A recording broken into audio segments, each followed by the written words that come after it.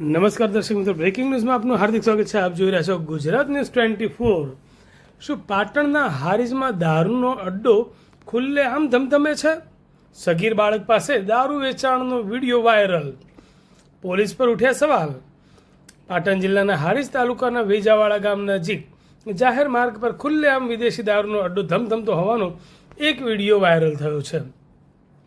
આ વિડીયોમાં સગીર વયના બાળક પાસે ગેરકાયદેસર રીતે દારૂનું વેચાણ કરવામાં આવતા હોવાનું દ્રશ્યો કેદ થયા છે, જેના કારણે પોલીસ તંત્રની કામગીરી સામે ગંભીર સવાલો ઊભા થયા છે. વાયરલ થયેલા વિડીયોમાં સ્પષ્ટપણે જોઈ શકાય છે કે જે ઉંમરે બાળકને શિક્ષણ મેળવવું જોઈએ તે ઉંમરે તેને દારૂ વેચવાની ગેરકાયદેસર પ્રવૃત્તિમાં ધકેલી દેવામાં આવ્યો છે. હારીજના વેજાવાડા ગામ નજીક જાહેર રોડ પર બુટલેગરો કોઈ પણ જાતના ડર વગર વિદેશી દારૂનું નેટવર્ક ચલાવી રહ્યા છે.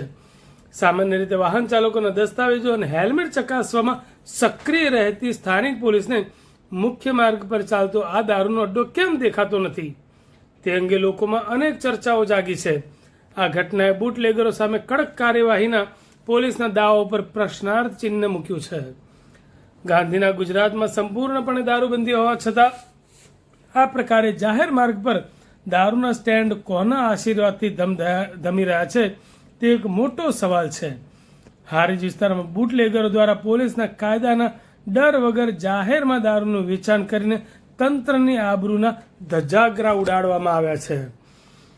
આ સમગ્ર મામલે જવાબદાર પોલીસ અધિકારીઓ સામે કડક પગલાં લેવામાં આવે તેવી સ્થાનિક લોકો અને જાગૃત નાગરિકો દ્વારા માંગ ઉઠી છે. આ બાબતે હારીજ પીઆઈ AB મહેરિયાએ જણાવ્યું હતું કે આ વિડીયો જૂનો છે.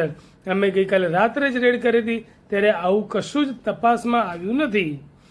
ગુજરાત ન્યૂઝ 24 માટે રમેશ ચૌધરી, લાખણી.